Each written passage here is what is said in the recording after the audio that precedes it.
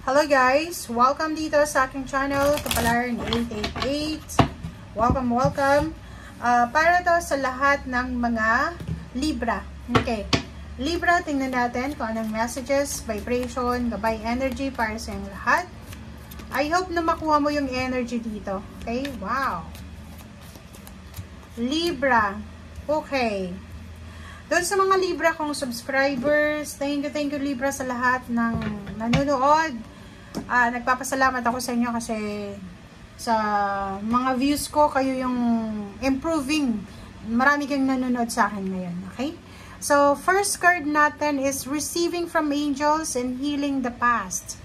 Shimmering wings of angels embrace me with love. So, Libra, sa linggong ito, first week siya ng March 2025, makakatanggap ka ng shimmering wings of angels embrace with love. So, parang makakatanggap ka ng protection, attention from your angels.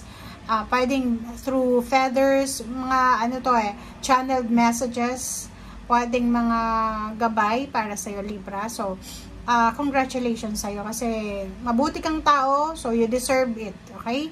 So, makakatanggap ka ng biyaya, pagpapala, milagro, galing sa mga angels, guides, and spiritual helpers. Kung halimbawa, nangangailangan ka ng kausap, ng taong makakaintindi sa'yo, pwedeng, hindi mo napapansin, niyayakap ka na nila. Kung umiiyak ka, nalulungkot ka, namumroblema ka, posibleng nandyan sila sa tabi mo para ibigyan ka nila ng lakas loob. Okay?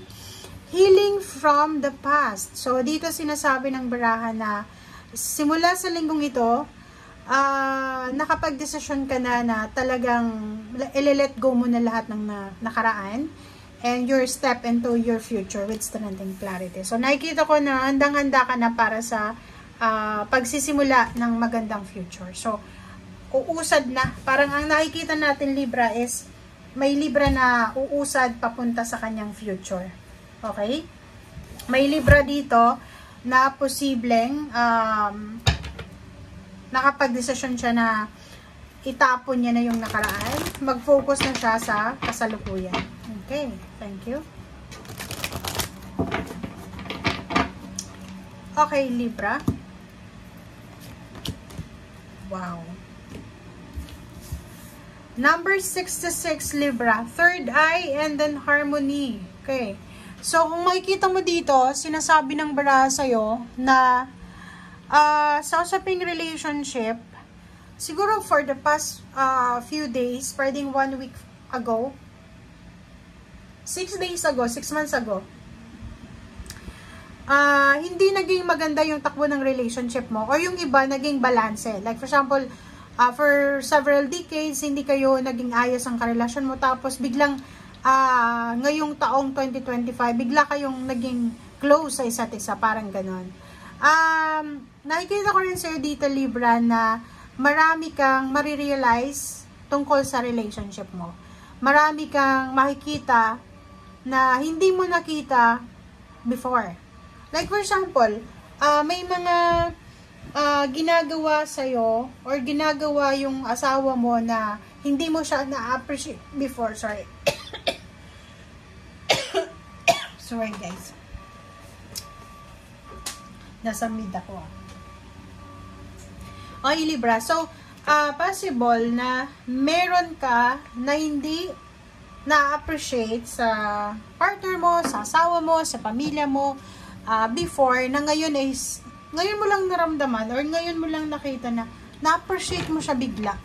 Di ba? Parang naisip mo na, ay, swerte pala ako sa asawa ko. Ay, swerte pala ako sa karelasyon. Ay, swerte pala ako sa pamilya ko. Akala ko, ganyan. Parang ganyan. So, ma-amaze ka. Mabubuksan yung third eye chakra mo.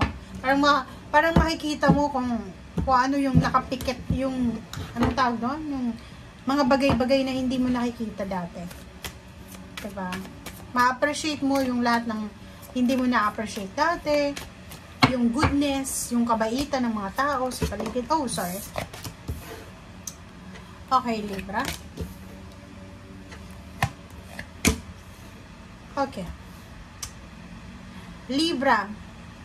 Nakikita ko sa'yo dito, marami kang parang kinakatakutan in terms of money. May libra ditong kailangan mo sa linggong ito mismo, nangangailangan ka ng malaking halagang pera. Okay?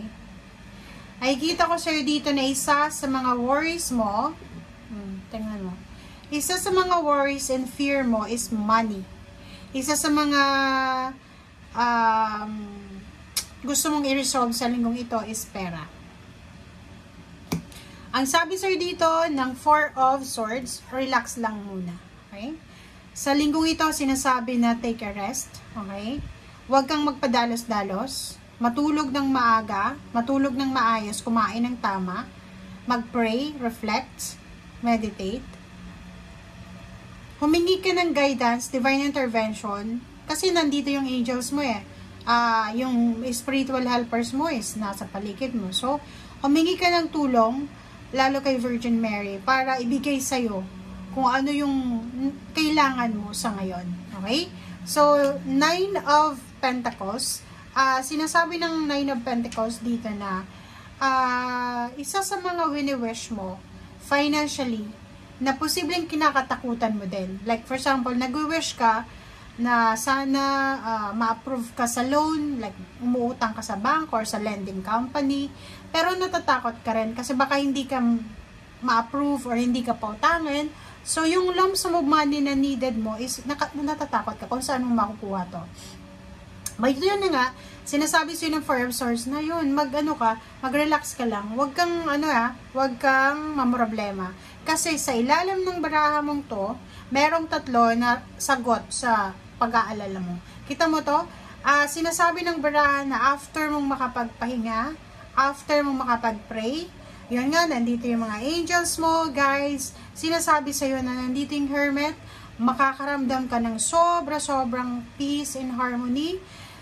May mga tao na posibleng malalapitan mo or pwedeng sila mismo yung mag-o-offer sa'yo ng money na pautangin ka, pahiramin ka, or posibleng yung problema mo is yung taong nangutang sa'yo, hindi magbayad, hindi nakakabayad, posibleng siya mismo yung lalapit sa'yo para bayaran ka niya. So, this week nakikita natin na kung ano yung kinakatakutan mo, ay posibleng yun din yung strength mo. Okay? Kasi yung Six of Pentacles dito sinasabi na sa usaping pera, magkakaroon ka ng balanse.